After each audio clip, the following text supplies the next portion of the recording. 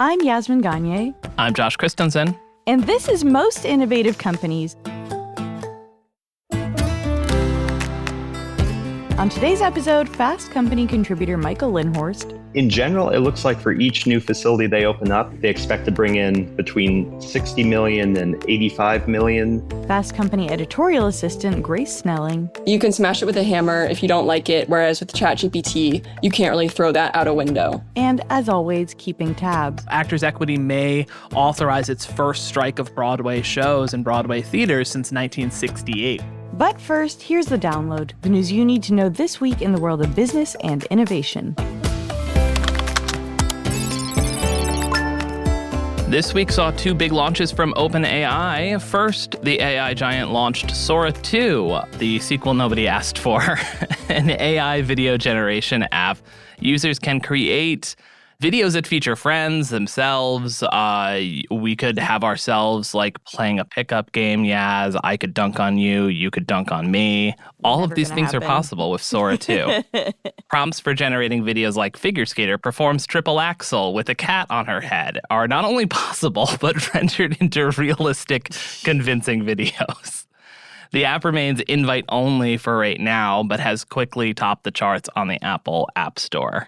And there was another ChatGPT-related bit of news from OpenAI. On Monday, OpenAI announced a suite of apps will now be available on ChatGPT. Users can now use applications like Canva, Zillow, Expedia, Shopify, Booking.com for some reason. Actually, that one probably makes the most sense.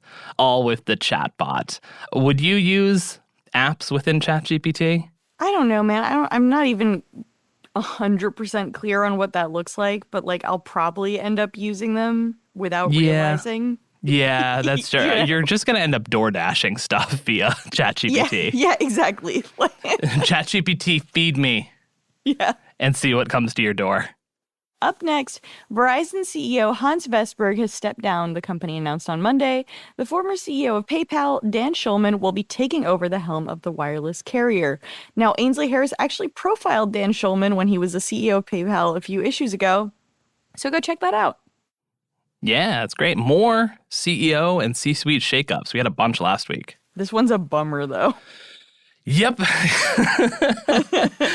Paramount announced the purchase of news website. Is news website the right word? Opinion site? They do actually cover a fair amount of news. Like, I will say some of it is just straight down the middle coverage. Yeah. I gotta say, not much of that bubbles to the surface of what people are consuming on a day state. So purchase of news website, The Free Press, on Monday. That, of course, is the website founded by Barry Weiss, the former New York Times opinion columnist, who I don't know. I don't remember. I kept seeing people talk about how she was canceled from the New York Times a few years ago, and I honestly can't remember why. I think she canceled herself. Yeah. She wrote an op-ed about being censored. Yeah, she Chanel'd herself from which is a reference to the first season of Drag Race. Those who know. Or Ben de la Creme for a more modern reference to a Drag Race season from 10 years ago. Anyways, she's the new editor-in-chief of CBS News, somehow. Paramount Skydance CEO David Ellison, and probably number one Nepo baby in the business right now, said that Weiss will, quote, shape editorial priorities, champion core values across platforms, and lead innovation in how the organization reports and delivers the news. That's your latest update in useless jargon from a CEO. Costco will soon sell popular weight loss drugs Wegovy and Ozempic at its pharmacies. The drugs will be available with a prescription to the tune of $499 out of pocket for a month's supply. Now, that price is about a third less than the list price for Wegovy and about half that of Ozempic. The drugs are already available at the same discounted price at both Walmart and CVS. Drugs manufacturers, Novo Nordisk, hopes that the wider availability of the popular drugs will keep it ahead of the competition. Novo Nordisk has seen a more than 50% drop in share price this year and forecasts slow growth for the rest of 2025, which is wild because for a while it was literally moving Denmark's economy. Yeah. Oh, man, this is really going to cut into Costco's hot dog business. Dumb. Moving on. And finally, as of recording this, which is Thursday morning, you're probably listening to this Thursday night, many things might have changed. The U.S. federal government is still shut down, and it's putting stress on many essential government workers, particularly air traffic controllers, which is great. I'm not worried about this at all. Already expected to work without paychecks, many controllers are also calling out sick, impacting air travel across the nation. There's been a ton of delays. There were no air traffic controllers at the Burbank airport, apparently, recently. So it's great. I have travel coming up, and I feel super great about that. No doubt when Spirit canceled my flight, they blamed the government, but I know you better. As soon as they canceled it, I was like, I deserve this. I booked a Spirit flight. Hey, Spirit, look at me. Look at me. Stop your shit. And that's the news you need to know today. So, Josh, have you ever thought of a chatbot as your friend? No, I struggle to think that actual human beings are actually my friend. I'm always like, I don't know if they like me. I don't know if they're my friend. So a chatbot, as cold and withholding as they can be, how can I possibly expect them to like me back? I mean, ChatGPT, that's the it girl right now. How can that be my friend? The only thing I do that is I've caught myself doing that is so lame is if I'm using ChatGPT. Do you say thank you? Yes. Spits out an answer and I'm like, thank you so much.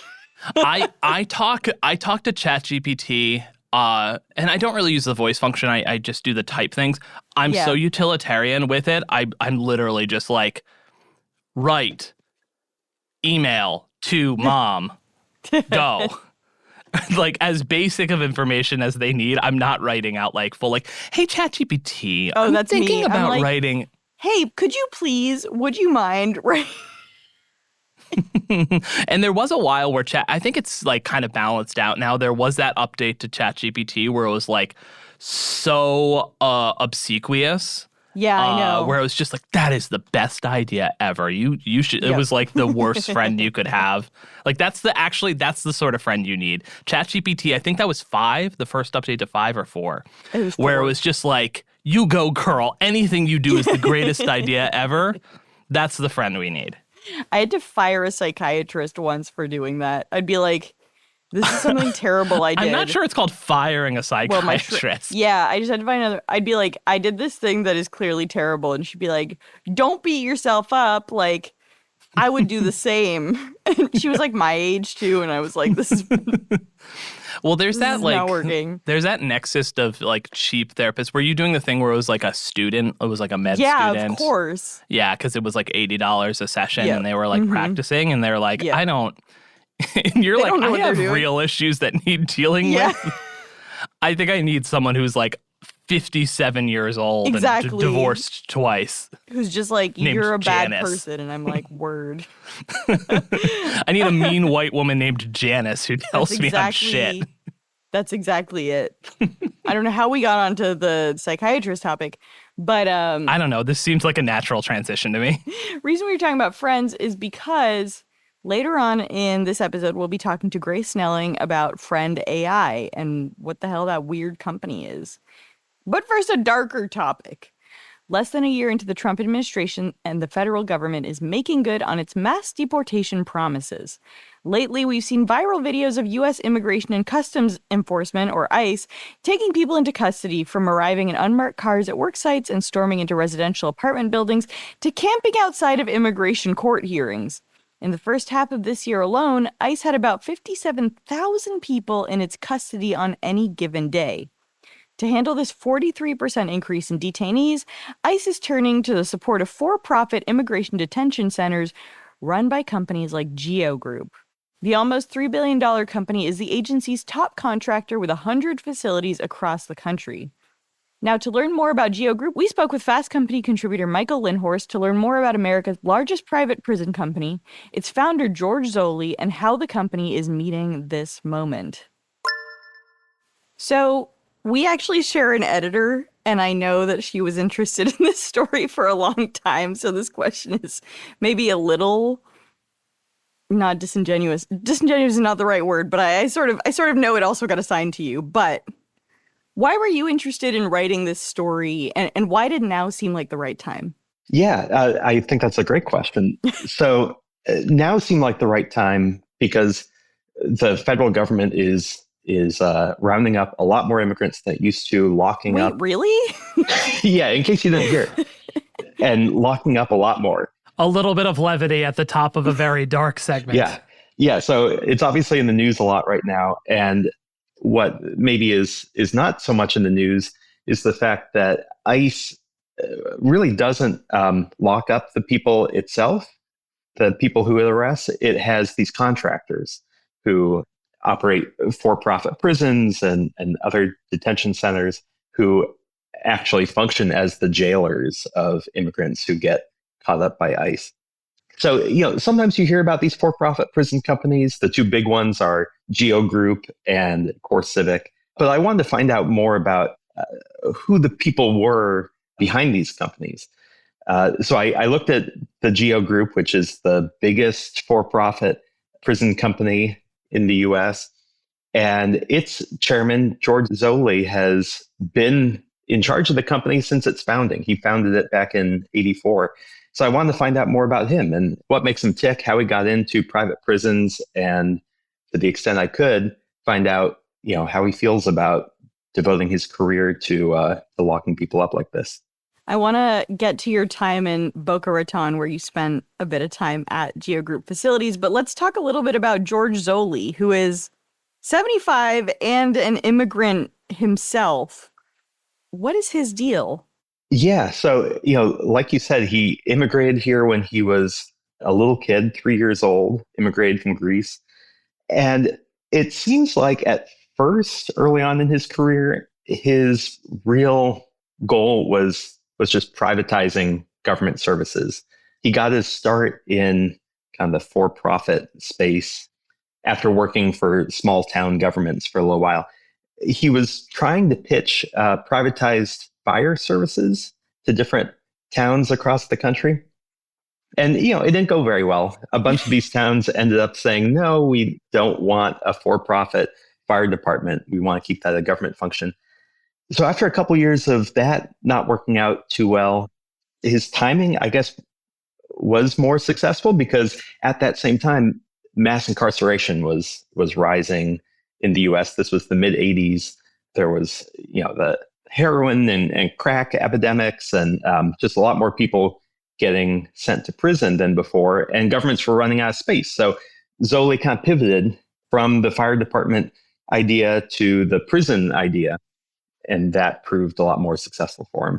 But in the piece, you say that it started out under the name Wackenhut Corrections, which sounds like a camp, like a summer camp.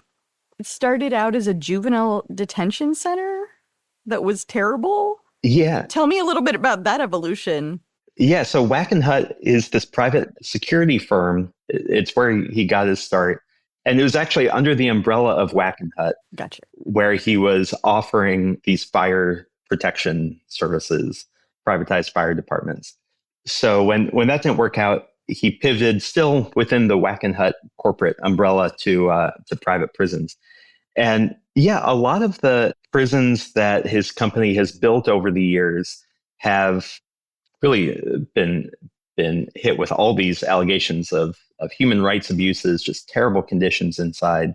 So yeah, one of them in Louisiana started off as a juvenile prison for kids convicted of crimes. And the conditions there were just so horrendous that after just a year and a half, they closed it down. There was a federal investigation that found all these human rights abuses.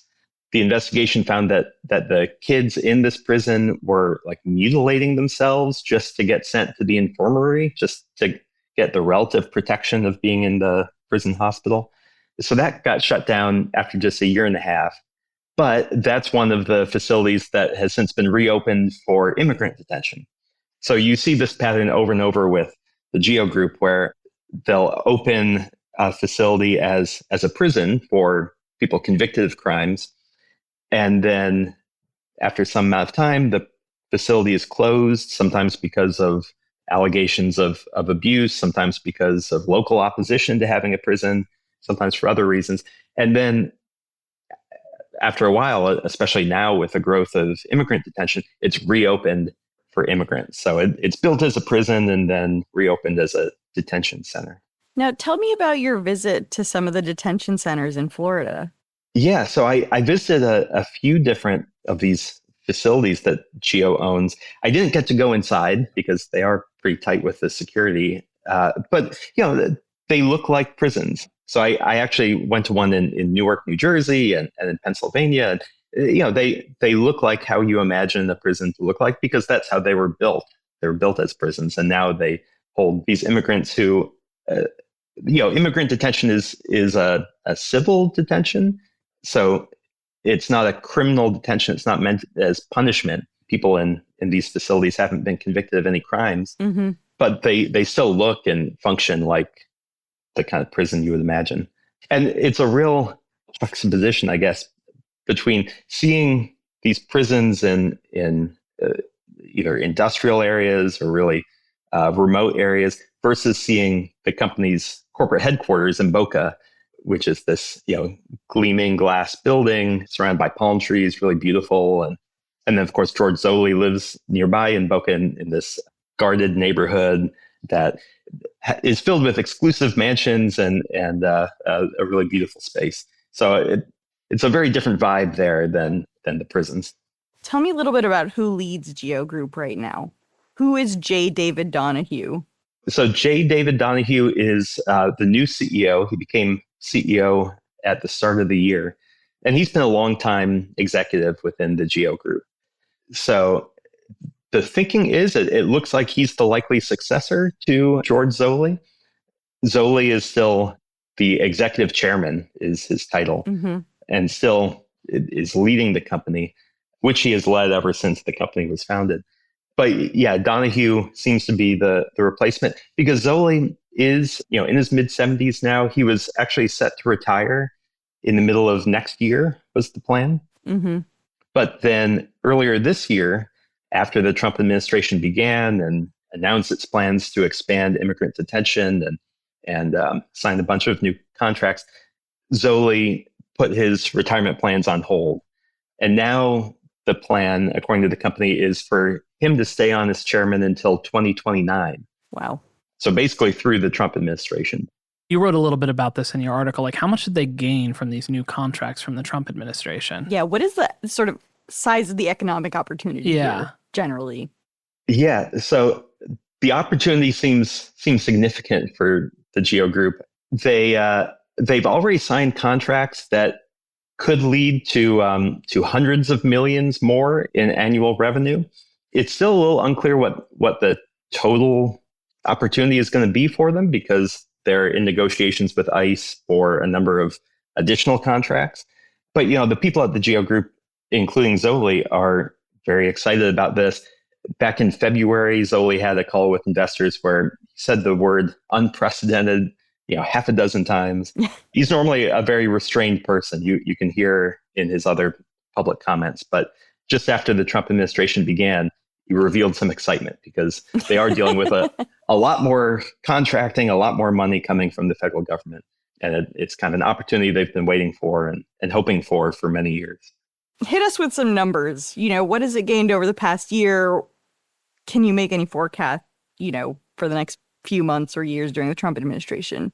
Geo Group is negotiating a bunch more contracts with ICE. So far this year, they've already reached new contracts that will allow Geo to hold thousands more immigrants, 4,500 more immigrants.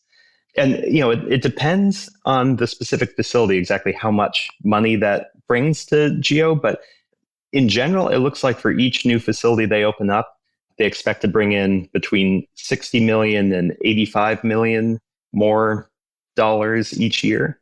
So far, as of the end of the summer, like the end of August, they were looking at $210 million more in annual revenue, thanks to these new contracts with ICE. And they're still negotiating more contracts, and new facilities are opening regularly. It also seems like Geo Group generates revenue from people in its custody. Tell us more about that. Yeah, so it generates revenue in a bunch of additional ways beyond just being paid by the government to lock people up. It also does electronic monitoring. So both immigrants and people convicted of crimes who are not being held in prison, they might have like an ankle monitor or a wrist monitor or just an app that they have to use to check in regularly. Geo makes money from those services. It also does transportation of immigrants being deported. Geo has a fleet of planes and buses and things that it makes revenue on. And then even within the prisons themselves, Geo has this work program for immigrants being held there, where immigrants will do janitorial services or they'll work in the kitchens or elsewhere and only be paid $1 a day. This is going to sound stupid, but like, how is that not illegal? I guess they're saying you might be illegal, therefore you're not subject to our minimum wage laws. Am I crazy? Well, yeah, that's kind of an open question. So there are a bunch of lawsuits against Geo right now for doing this. Some of the lawsuits say Geo is violating minimum wage laws. Some say it's violating like forced labor laws. In one case, Geo has actually lost up in the state of Washington. A federal court there said that Geo was violating, I think it was the Washington state minimum wage law. But other lawsuits are still pending. And Geo says that they have this contract with ICE that allows them to pay $1 a day, and they're following the contract. Does the risk of those kind of lawsuits or more of them impact the company in any way? I mean, financially, I suppose, or on the stock market? It seems like there's a chance that the lawsuits would impact the company for two reasons. One, if Geo loses the lawsuits, it might have to pay damages to the people who were only paid $1 a day.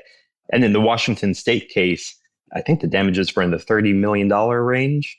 So, it's not nothing. That'll eat it into your $200 million a year extra profit. Yeah, exactly. Geo's a big company, so it can afford 30 million, but it's still, that's not nothing. And there are a bunch more lawsuits like that.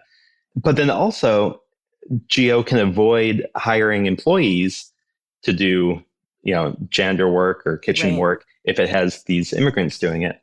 So if it can no longer have these prisoners working for $1 a day, then it would have significantly higher expenses because it would have to bring in more regular employees.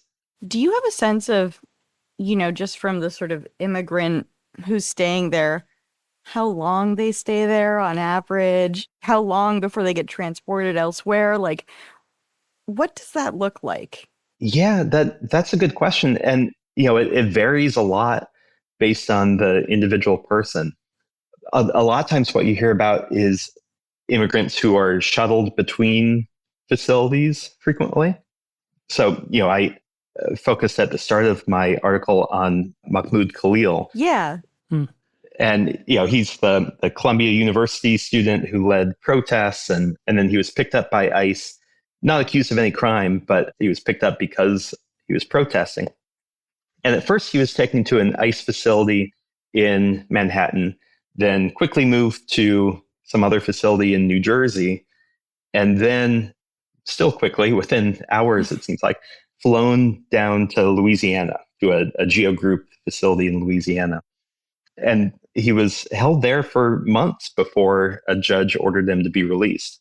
But yeah, he was saying on the day he was released, he held a press conference outside the Geo Group facility. And he said, look, when you're in there, that's not what you expect America to be. You don't have rights when you're in there. He said it's really a dark, desolate place. And it sounds like that's the experience of a lot of people who find themselves in these prisons despite not being accused of any crime. Tell us about this kind of close relationship between Geo Group and the Trump administration, and tell us a little bit about how things like the Big Beautiful Bill have impacted Geo Group's work. Yeah, so Geo Group has a relationship with a lot of high-ranking members of the Trump administration. Pam Bondi, the Attorney General, was a lobbyist for Geo a few years ago. She was lobbying on their behalf on Capitol Hill. Jesus. Tom Homan, the border czar, was also doing work for Geo. He had a consulting relationship with them. And, this is something that the Geo Group has focused on for years, trying to cultivate relationships with high-ranking government officials, typically with Republican officials. And it's something that George Zoley has trumpeted as part of the company's strategy to have influential people on their board of directors and have other relationships with people that can aid their attempts to get new government prison contracts. And yet now they're reaping the rewards of those relationships.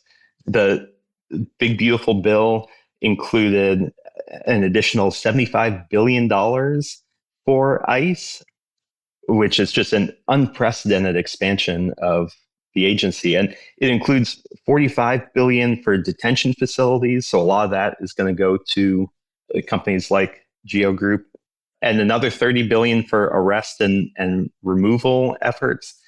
So that can also go to Geo, since it includes its arms of transportation and its arms of electronic monitoring. So the company stands to benefit quite a bit from all this money. Mm-hmm. Has Geo Group benefited from, obviously the Trump administration seems like a match made in heaven for Geo Group, but they've benefited from past administrations. I believe you talked about in your piece in 2000 as arrest and incarceration started to flatline. They were sort of bailed out by government contracts for immigration detention. Exactly. Yeah, in the 90s, they were benefiting from mass incarceration and the federal laws and policies that led to increased incarceration. But then when the demand for prisons started to decline, at the same time, the federal laws about immigration started to change. And especially a 1996 law during the Clinton administration is what led to the first ballooning of immigrants who were being held in detention before being deported. That was much less common before 96 to detain people. But then that started to grow, and Geo Group started to shift more to immigrant detention to benefit from that growth. Now, looking ahead, what's next for Geo Group? It sounds like they have it made through 2029, but what else can you see? I know there's a Supreme Court argument incoming. Tell us about that. Yeah, so the Supreme Court argument, Geo is involved in this case that has reached the Supreme Court, and Geo Group is arguing that it should not be sued for its $1-a-day work programs because it says it has immunity from suit. Just like in some cases, the government has immunity. If the government is is engaging in governmental work, sometimes you can't sue it for that. Geo Group is saying as a government contractor, it should also benefit from immunity. And not only that, it should be able to assert the immunity right at the start of a lawsuit to just throw out the lawsuit from the beginning. So it's up at the Supreme Court now. On a pretty technical procedural point, the question at the Supreme Court is just, can Geo Group assert immunity at the beginning of a lawsuit, or does it have to wait until trial? If they then say no, do the lawsuits start back up in the lower courts again? Or you know what I mean? Like, how does that work within the system? Yeah, so if Geo Group loses, or actually no matter what happens at the Supreme Court, the parties are going to be going back down to the lower court to then argue about, does Geo Group actually have the immunity that it claims it does? Oh my God. Okay, so we're not going to see any big movement there for a while. Yeah. Yeah, it'll take quite some time, probably years to get all that sorted out. But, at the same time, Geo Group is continuing to sign all these additional contracts with ICE, and the contracts typically go for years. So even once the Trump administration ends, Geo is likely to continue benefiting from these detention contracts that it's signing now. And, at this point, all of the new contracts really involve Geo reopening prisons that it had previously shuttered, so existing prisons. Low startup costs. Exactly. It already has the facilities. It really just has to get them going again.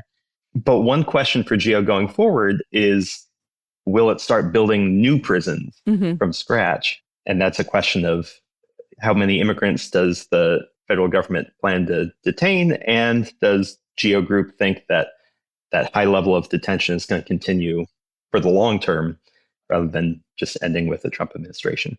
So where does this moment leave George Zoley, who remains a fascinating figure to me? He's at the center, in theory, of this national debate. How does he reconcile him being an immigrant, campaigns for justice, and personal profit here?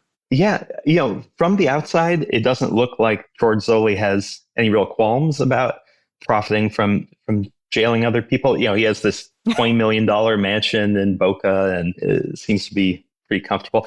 He's also really quick to distinguish his own background from the background of the people in his prisons.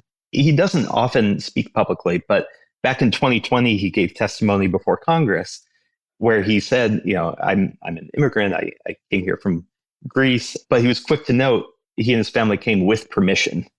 So I think that was his way of separating himself from undocumented immigrants. But yeah, so he doesn't seem to be too concerned about Doesn't this have image. too many issues. Yeah. No, one. That's what the money's for. Yeah. Yeah. When enough money's coming in and you have a beautiful enough mansion, then maybe you can make things make sense. I did find a song that he wrote. What? Yeah, I wanted to get to this. I forgot about this. Yeah. I read this Yeah, so it looks like a week and a half ago and forgot, but incredible.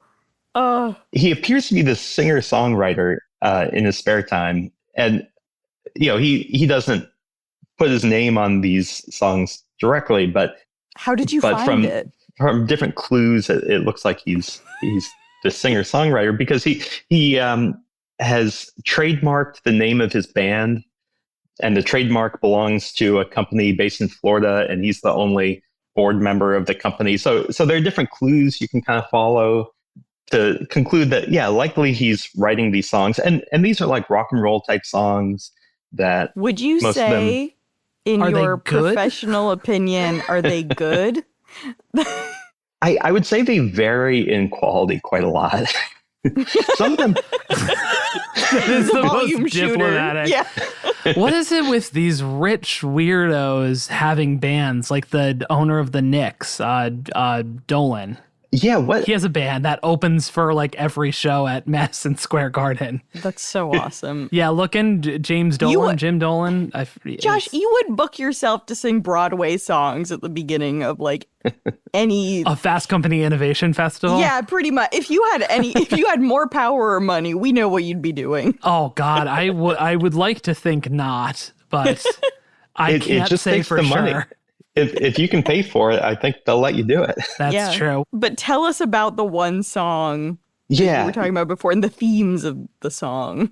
Yeah, so most of his songs are just about love and whatever, but he has this one sort of protest song. It's called "The Sound," and it describes the sound of these voices in pain and these victims of injustice, and it goes on about how difficult and painful it is to hear that sound. And then it kind of ends with this idea of, okay, you could just ignore it and go on with your life and nobody would be the wiser, or you could stand up and do what's right and help these people who are suffering. And he thinks he's on the helping people side. I suppose. I really don't know what to make of it. It's like, either that or he's one ghost into a production of A Christmas Carol. It's the only way. Yeah, it kind of does have the Christmas Carol vibe. I thought it was really interesting when I heard this song. And, he just recorded this a few years ago in 2021. So it's not like something he did back before getting into private prisons. Maybe it was like a veiled play towards currying favor with the Biden administration. I want to know how many hours of music you sat through while writing this piece. Some of his songs do kind of have nice hooks. You're a fan. You're a fan. Nope. Knew it. Oh. You end the piece being like, it's got a real Rob Thomas Santana vibe. Yeah. Let's close this out with the to, sound. That's a good point. Let's close this out with the sound.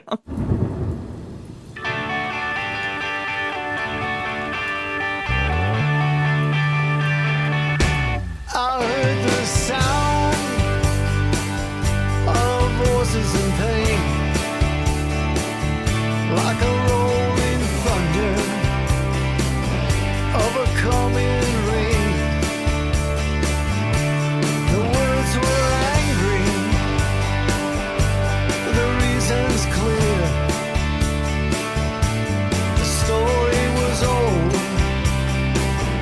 and painful to hear. If the eyes cannot see and the ears do not hear, what has been done will be done year after year.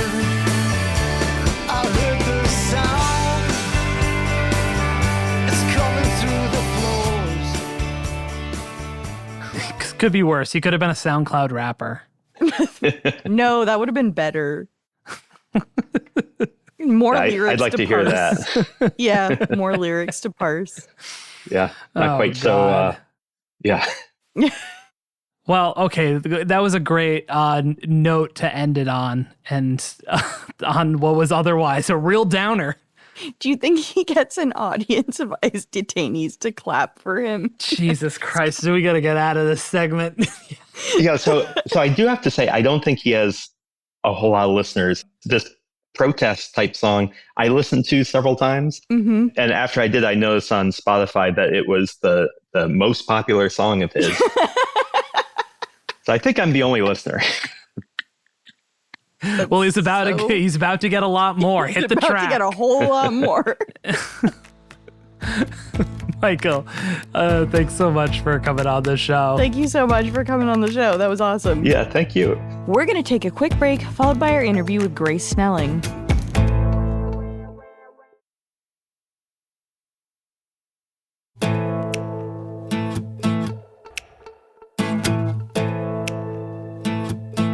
Recently, you may have noticed a bunch of weird ads blanketing the subway for a product called Friend AI. We wanted to understand who made them, why they made them, and what this mysterious AI friend actually is. So we spoke with editorial assistant Grace Snelling to find out more. Hey Grace, welcome to the show. Hi, Yaz. Thank you so much for having me. Before we even talk about what Friend AI is, what are these subway ads on West 4th Street that have everyone so upset? Yeah, so this is an ad campaign that, as you mentioned, is run by Friend AI. It rolled out on September 25th in the form of thousands of cards in train cars and on platforms and in urban panels across all 5 boroughs of New York. So if you live in the city, you've probably seen one of these ads. Essentially, they're like black and white posters, and all of them say some kind of sort of needy, servile message. It'll be something like, I'll never leave dirty dishes in the sink, or I'll never bail on our dinner plans, which sounds helpful, but without context, it's a little creepy. And then when you do get context, I'm not sure that it gets much better. So what's the context? Like, what is Friend AI? Yeah, so Friend AI is essentially an AI wearable. It looks a little bit like an AirTag on a necklace, and it listens to the wearer, like what you're saying, and then it also listens to the wearer's surroundings. And this wearable is always on. So it's like hearing everything that's going on in the atmosphere around the user.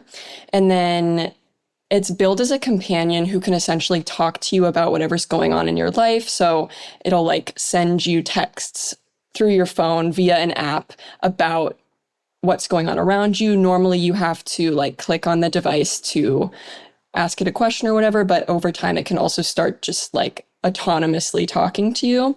So yeah, it's essentially just like texting you about, oh, I heard someone on the subway say XYZ. What's going on with you, Grace? Or something like that. So I want to talk about the founder in a second, but one thing that's really funny is that it's called Friend AI, and then in your interview with the founder, he's like, so this isn't actually meant to replace your friends. Like, you know, it's just like this total disconnect for me where I was like, what is your mission? Yeah, it's totally on point. There's definitely a disconnect there. I mean, I think that's one of the main reasons that people are freaked out by the whole concept of this device is that it's billed as a friend. And so that makes it seem like, and especially these messages like, I'd never bail on you.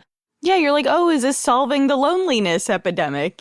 Yeah, but it also feels like it's positioning it as like, your friends are kind of annoying, but this AI wearable like isn't, which Avi, the founder of the company, says is not the case. He doesn't think that this is a replacement for human friends. But again, that is kind of the vibe that comes across through the copy of the campaign. What is Avi's deal? Oh, I wish I knew, but great question.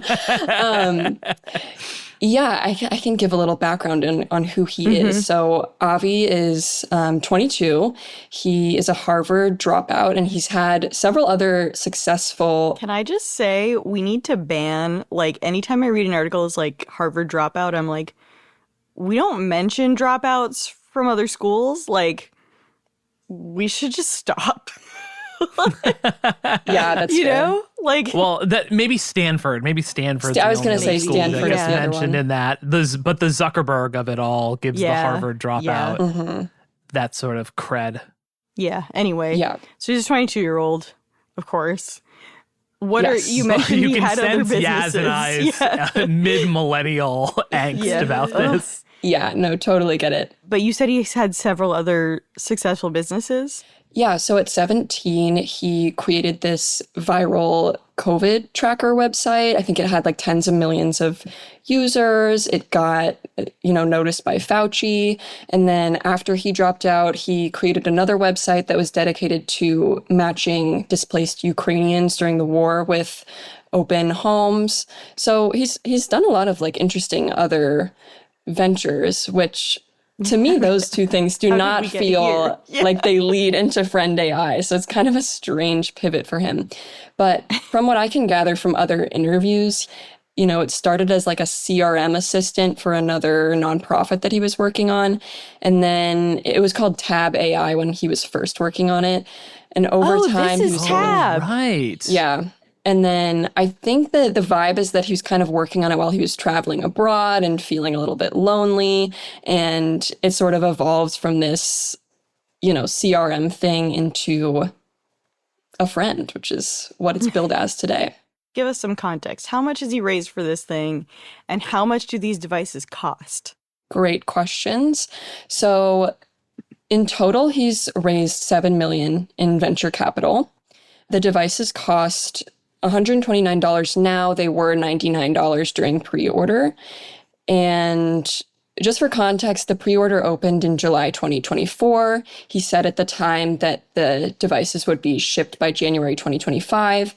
But then there were like several production and development delays. And so people who ordered their devices at that point, more than a year ago, some people still have not received the devices. So the number he gave me was that they've had about 5,000 sales and 1,000 have shipped total at this point now. So that leaves, theoretically 4,000 people who still don't have their friend. But then he did actually a couple of days later, after he told me that 5,000 number, he told Fortune that they had 3,000 sales. So a bit of a discrepancy there. I'm not actually sure which number is correct. Wow, the "will never bail on you" ad is really ringing pretty hollow right now. But per that later interview to Fortune, that was about, I think it was like $348,000 total in terms of how much those sales netted for the company.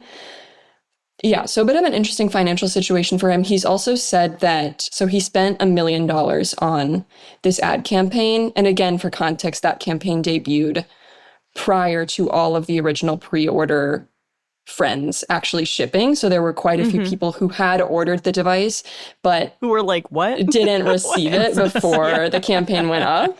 So it's kind of like, hey, bud, why'd you spend that $1 million when I don't have my companion with me yet?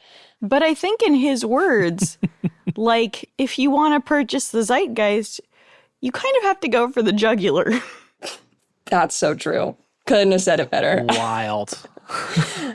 I mean, it's so interesting. I mean, I'm the only one of the three of us that lives in New York and has seen these, in person, has seen these ads. And I have to admit, when I've seen them, I've just been like, oh, another weird ad on the subway. It's always weird ads on the subway. Well, I feel like West 4th is like always has just like, remember they had those really cursed ads for The League, the dating app for like Yeah, I remember those. elite singles, and then they had a lot of ads for like Ozempic through Hims Yeah. or Row. Yeah, so it's like The Hims and Hers ads are definitely like a huge mainstay on the subway. It's also like, if you want to advertise somewhere that's taking advantages of people's desire not to talk to actual human beings, but maybe replace with an AI friend, the New York City subway is probably the right place to advertise.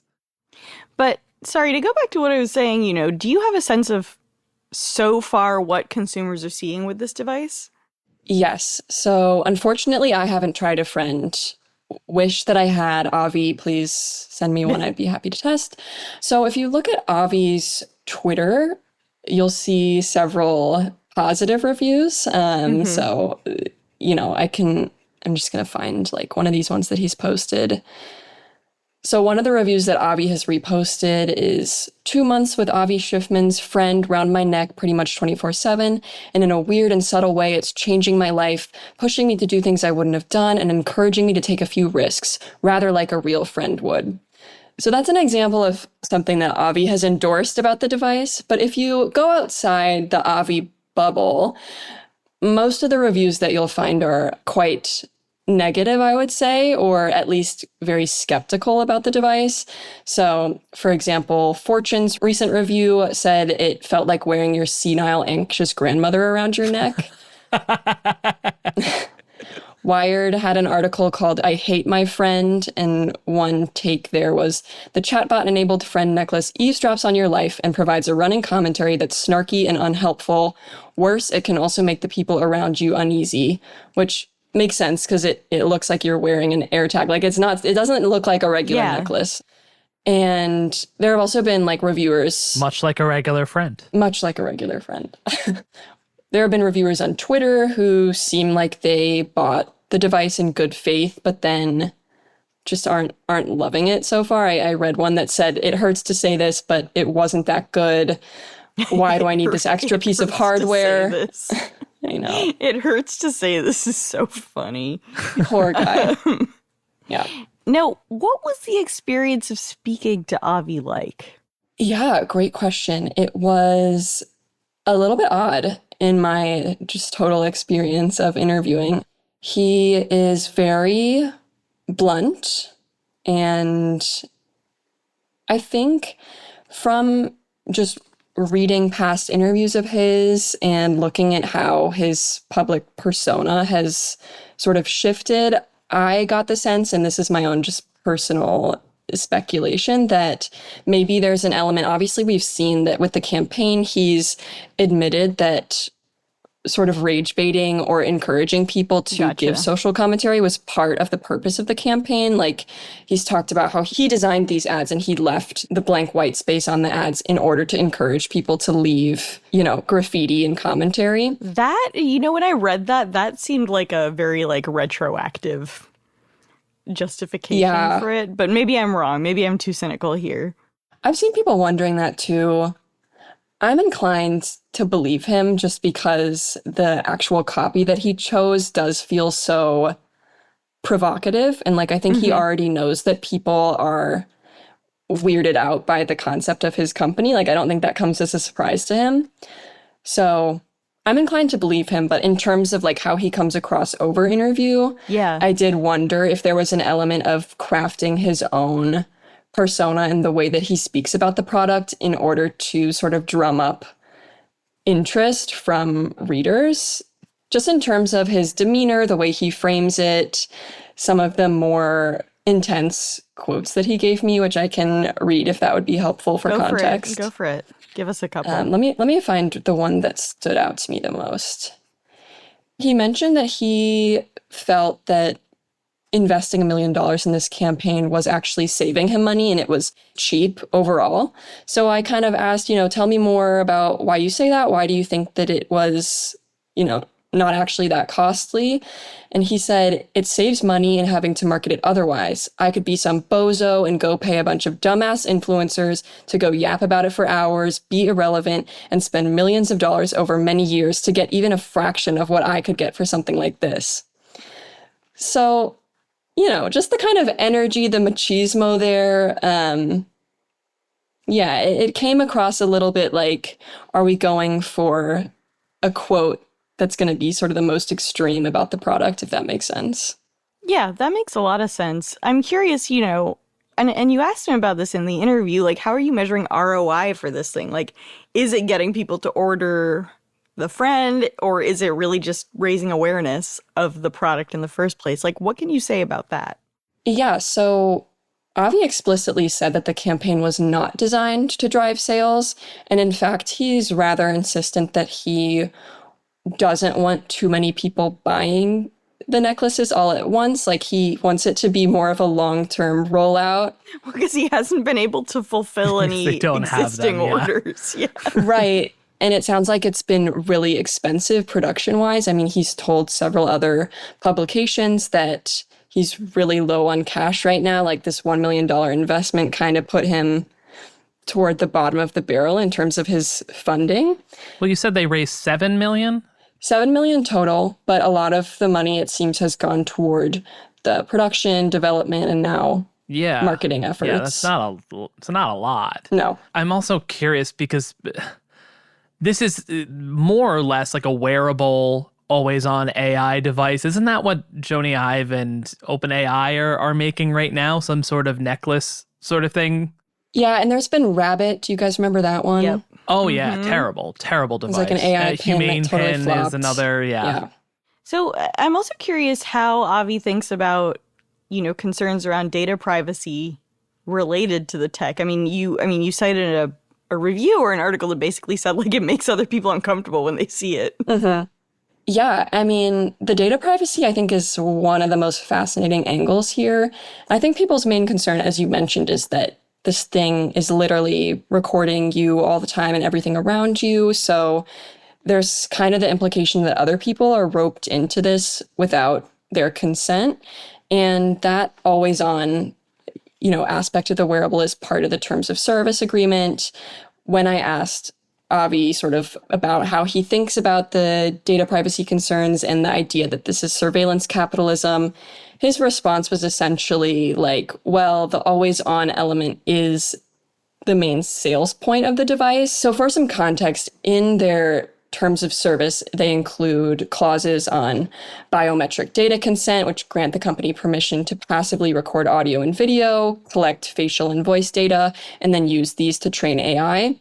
But Avi told Fortune that they aren't currently using user data to train AI models, but they're kind of writing in some extra steps to make sure that their bases are covered. He also said in that article that they aren't caching audio right now for later upload. So it seems that they're not like storing the recordings. But I would say his main talking point is that Friend contains a secure key, which he frames as like a YubiKey, which my understanding of that is it's like a physical version of two-factor authentication. And essentially this key inside the device means that if you don't want your device to like store your data anymore, or you're over it, if you like smash it with a hammer, you're all good. That was one quote that he gave me was, you can smash it with a hammer if you don't like it, whereas with ChatGPT, you can't really throw that out a window. Fair. So his selling point is that you can literally physically destroy the device, and that will like remove your data. That only works if it's all only happening on this closed system that is the device, which maybe it is. I don't know. But do you see what I mean? Yes, totally. And full disclosure, I don't completely understand like where the data is stored. Yeah. Or technically like how smashing it with a hammer would like solve that. Yeah. Yeah. I mean, it's not air gapped. Presumably, it sends you text. It's obviously like Right. connected in some way to some sort of data, and even if they're not now, I mean, yeah. So it's more it's bullshit. It's Yeah. whether they're storing it right now is probably more of a question of cost, since storage is, well, I mean, they've only shipped 1,000 of these, and it's not that much not that many. There's a lot files. of questions around this business. Yeah. Yeah, the data privacy thing is sort of a whole can of worms because there's like a lot of elements there that I'm not totally clear on how it works, honestly. Well, to wrap up the segment, I guess final thoughts on where this business is heading per Avi. You know, Yeah. what's going on in the next year? I asked him how he sees the campaign translating into becoming a sustainable business, which, as we've mentioned, is a main user concern since not all of the devices have shipped. It's like unclear how production is going. He said that his next milestone is going into a retailer like Walmart, Target, or Best Buy.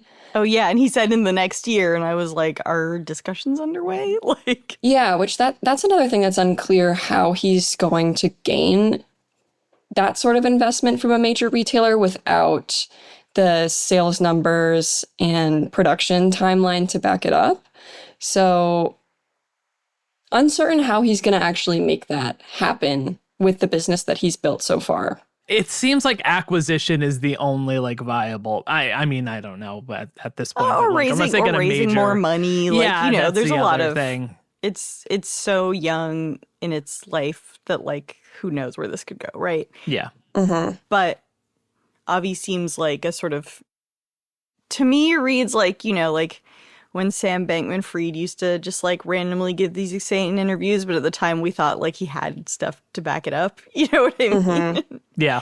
You know, I think we'll need to see some friends performing well in order to back up that kind of persona. Completely. No, and that is my take too. I think, yeah, as he said to me, the point of this campaign was not sales, it was visibility. He said he wanted to purchase the zeitgeist, which is all well and good. And I would say that he has been successful to some degree in the element of generating conversation.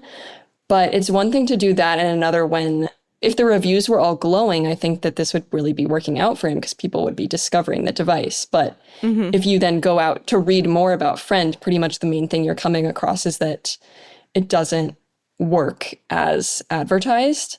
And so there's a bit of a gap there. This was great. Thanks, Grace, for talking us through all things Friend AI. Yeah, it was a pleasure. Thank you so much.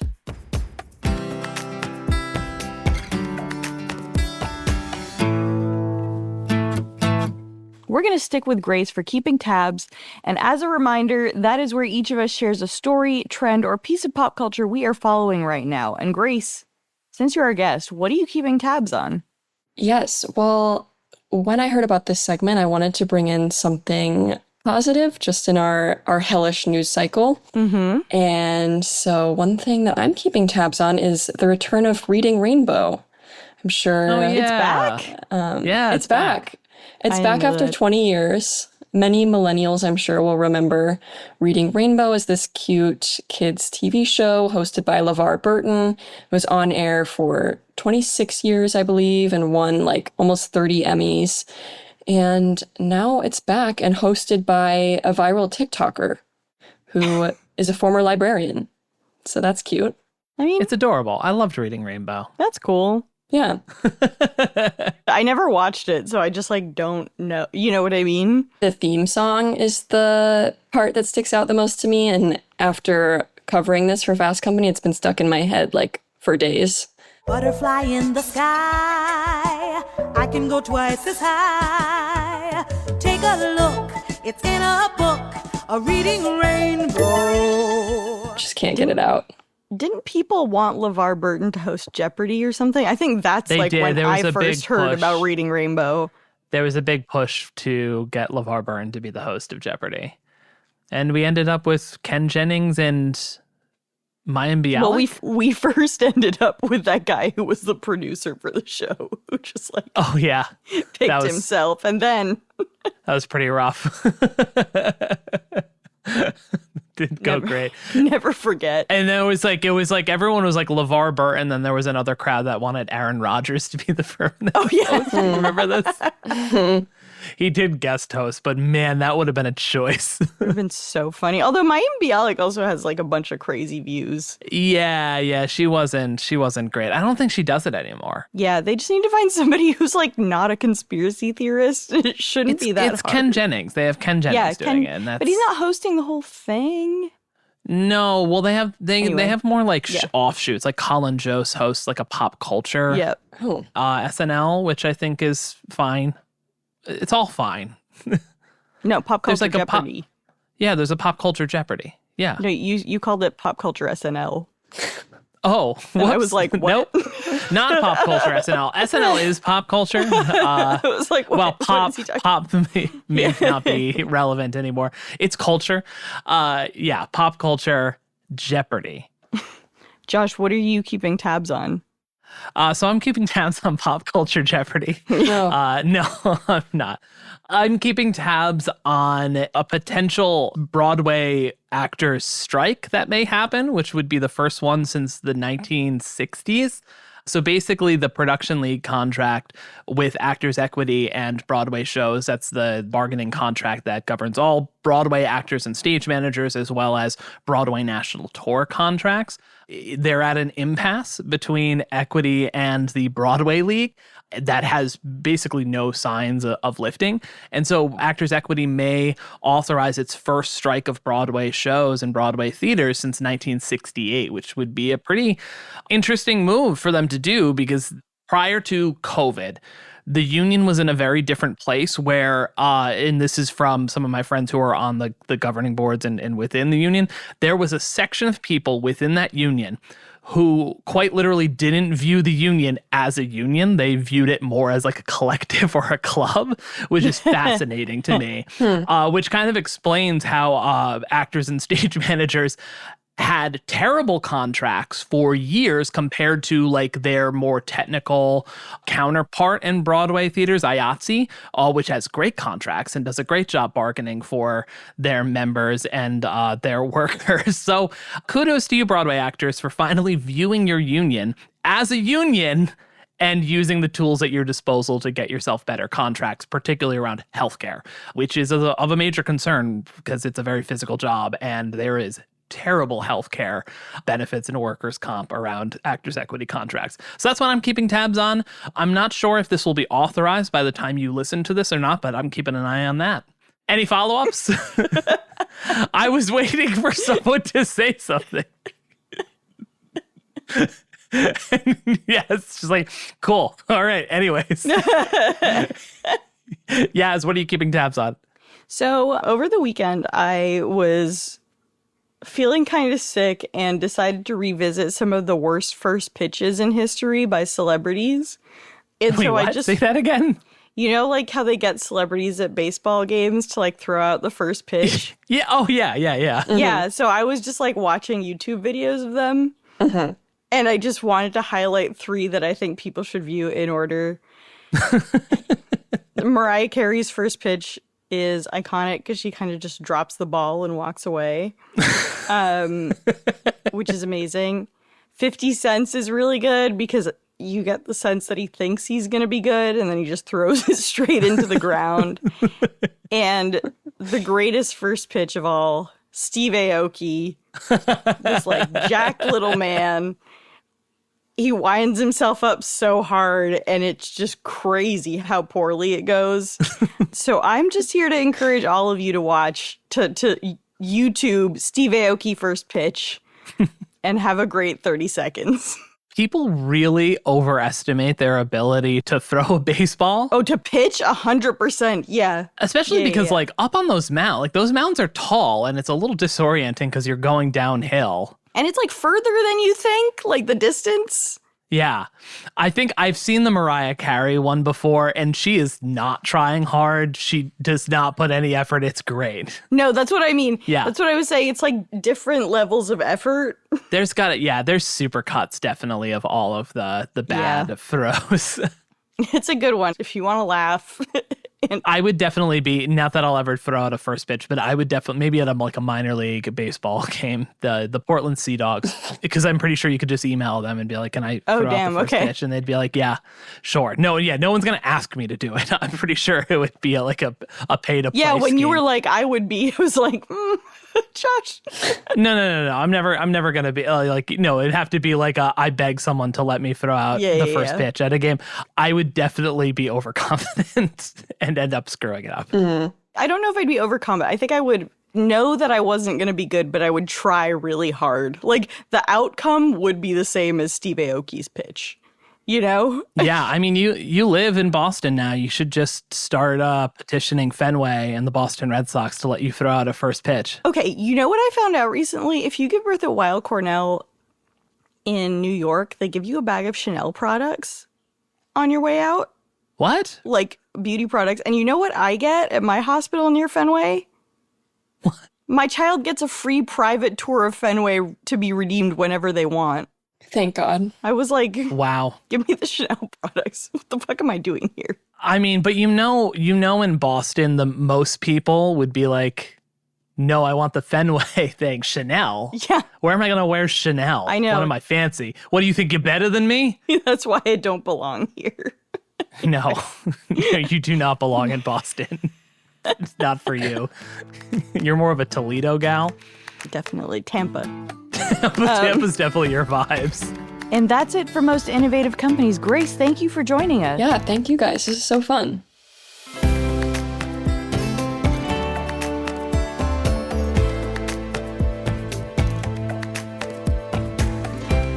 Our show is produced by Sam Gebauer, Hawa Otori, and Blake Odom, editing by Matt Toder, mix and sound design by Tad Wadhams and Nicholas Torres, and our executive producer is Josh Christensen. Remember again to subscribe, rate, and review, and we'll see you next week.